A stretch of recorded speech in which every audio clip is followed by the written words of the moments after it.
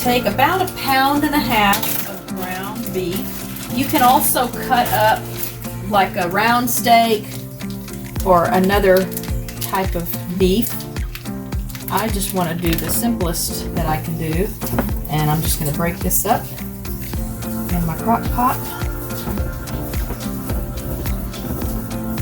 I've just got my ground beef in the crock pot there. We'll set it on, I think I'm just going to set it on, I'm going to set it on high and let it go for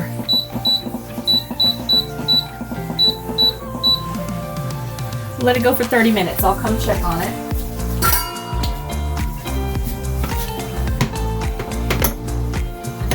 And this is easy just because it's all done in this one pot.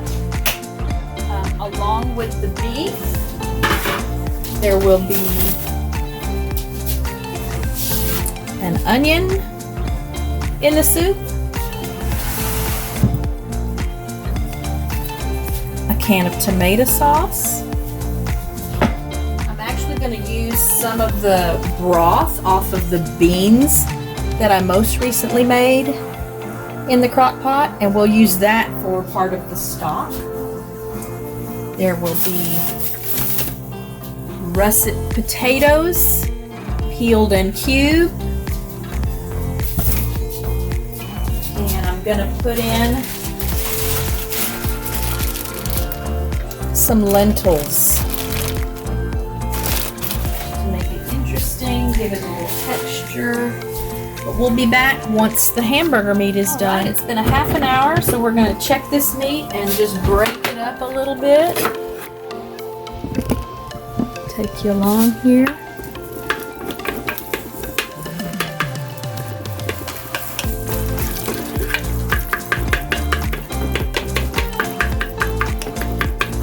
I've never used the bean broth, but some of the same spices that I use in the bean broth are what I always use in my soup, so I don't think there's enough camino in it that it's going to make it taste too much like the beans. I just thought it might add a nice layer of flavor. Alright, so now we're going to start this up again on high. We'll go for an hour now.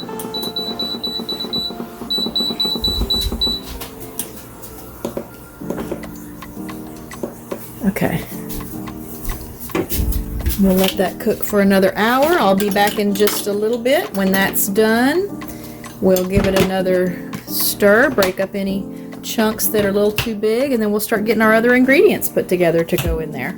Alright, so I'm going to chop up my onion first. So I've got a medium to large size onion. I'll use a little over half of it maybe.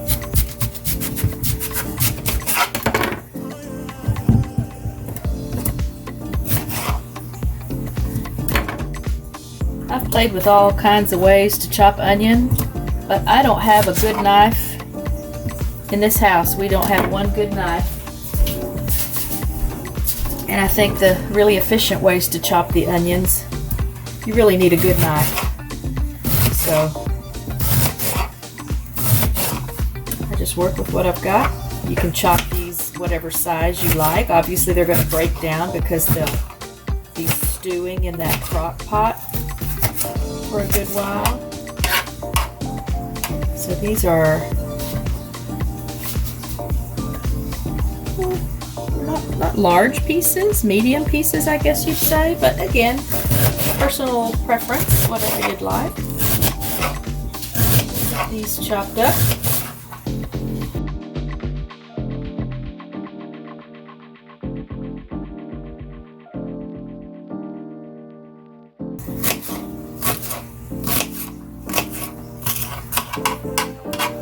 That's probably about a cup, a little over a cup maybe of chopped onion into the crock pot it's going to go.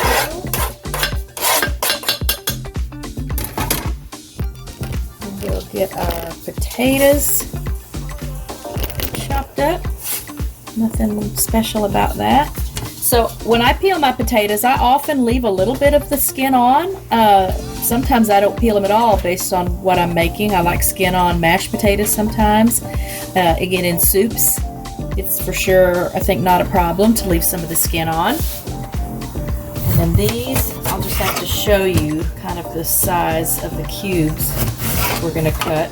Some of them I'll cut a little smaller because I actually want them to break down and thicken the base of the soup a little bit. And then the other pieces, the ones I want to stay intact kind of,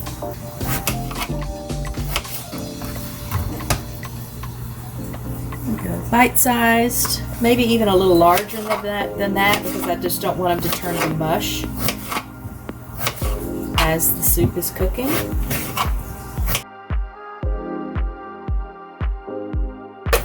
I'm using two, I would call these medium-sized russet potatoes. I always cut off like a base so that I can lay this flat for easier cutting, and then this base is what I'll use to chop my smaller pieces of potato that I want to break down and kind of get mushy, just so they add a little creaminess and thickness to the soup base.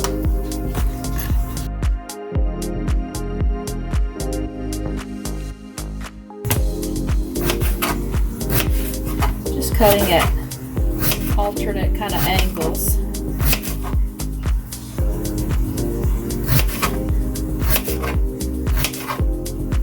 Yeah, that's good. Into the pot there it goes.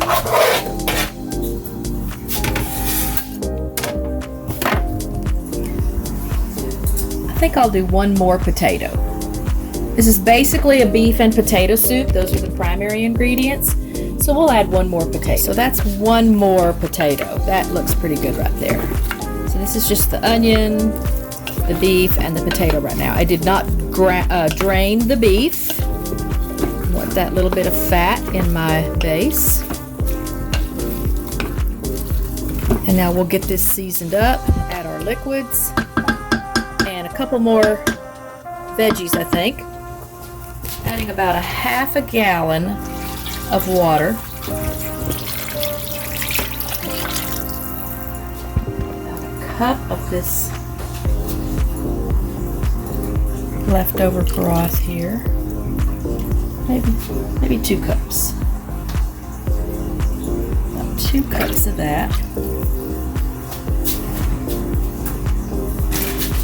Let's get some seasonings in here. So my standard salt.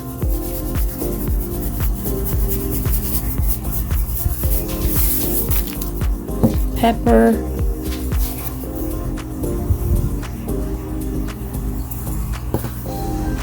a little bit of garlic powder. I'm going to put some parsley flakes in it just for looks, and I guess it might season it a little bit, but I like it for the looks. Put a couple of dashes of paprika in it. Just to kind of give it a little bit of a deeper flavor profile.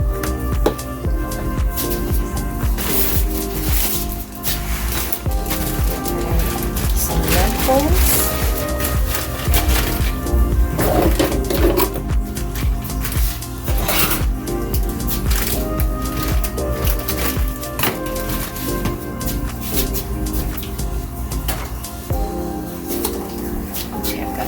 Half cup measurer here. Do maybe a cup and a half of lentils.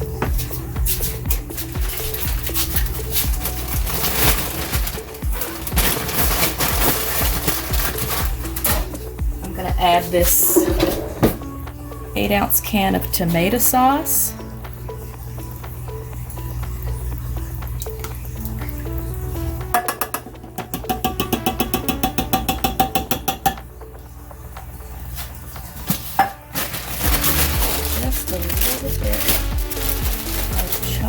Kale. This is a handful, 2 handfuls.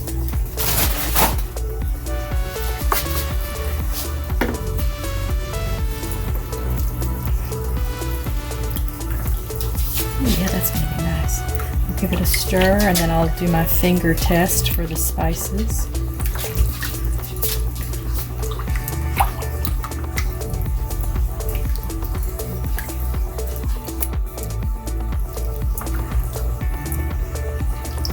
That's pretty good. It does need a little more salt. I try to go easy though the first time, because you can always add, you just can't always take it out. So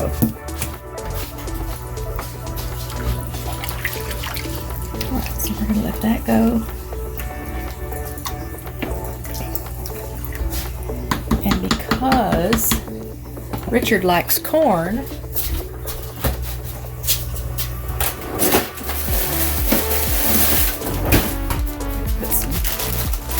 corn in it. You can put a can of corn in it if you like. I like to use the frozen corn because I don't worry then about preservatives. You can put as much as you like. He likes corn, so that's a pretty good bit right there. And then we have a very pretty soup starting. So I love beef soups with like cabbage and carrots and those things too, but Richard's not a fan, so we're going to do a super basic soup. But it's a whole meal right here in this one pot. And then I'm going to set the crock pot on low. And we're going to let that go for probably five hours or so.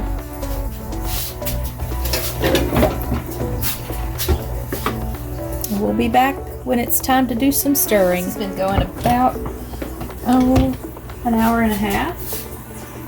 We're just going to give it a stir. I'll probably stick my finger in there again, make sure the seasonings are where I want them, because that's how I cook. But notice this is just going to be a really nice hearty soup. The corn will sweeten it a little bit, but got a lot of good food groups represented here. I'll make cornbread to go with this. This is a great fall or winter soup. It stores well, it reheats well, it can be frozen and thawed.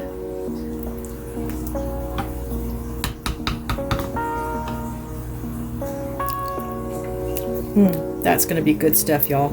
I am going to turn this up to high,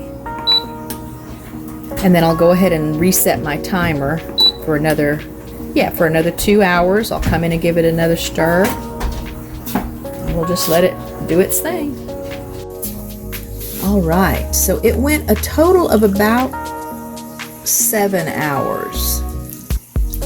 I came to check on it at just before the 6-hour point, and potatoes still needed a little while to go, but it's delicious. Oh my goodness. So again, very hearty. I'm just gonna put it in this Tupperware thing. I thought I'd take some out in this scoop so you can see it.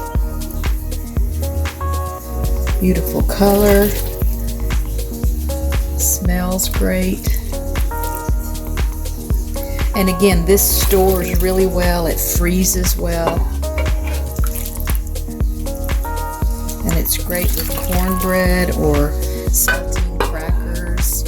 And you can mix and match if you like a different vegetable in it. Again, my favorite, I like a lot of vegetables in it. I mean, cabbage is great in this. Sometimes I will also cut up a fresh tomato or two and have chunks of tomato in it. But that's some good stuff, and we're finally getting cool weather, so I'm excited to be breaking out the crock pot for something besides my homemade dog food. So that's how you do my vegetable soup in the crock pot. I'll have the details in the comments, and I can estimate for you, as always, the amount of everything that goes into it. But it's definitely something you can't mess up, and because you can, add different stuff to it to make it your own. It's just a super simple relatively inexpensive. I mean, this is just ground beef and potatoes and corn and tomato sauce. Nothing really expensive, but you can dress it up a little bit again with like chopped steak if you want to have a higher quality meat in it. I hope you enjoy it, and thanks for being part of Cozy Fall Soup.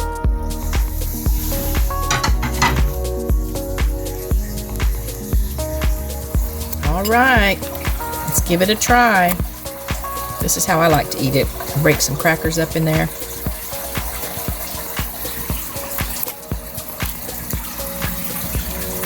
Oh, that is so perfect. I hope you'll try it. I hope you like it. And happy fall, y'all.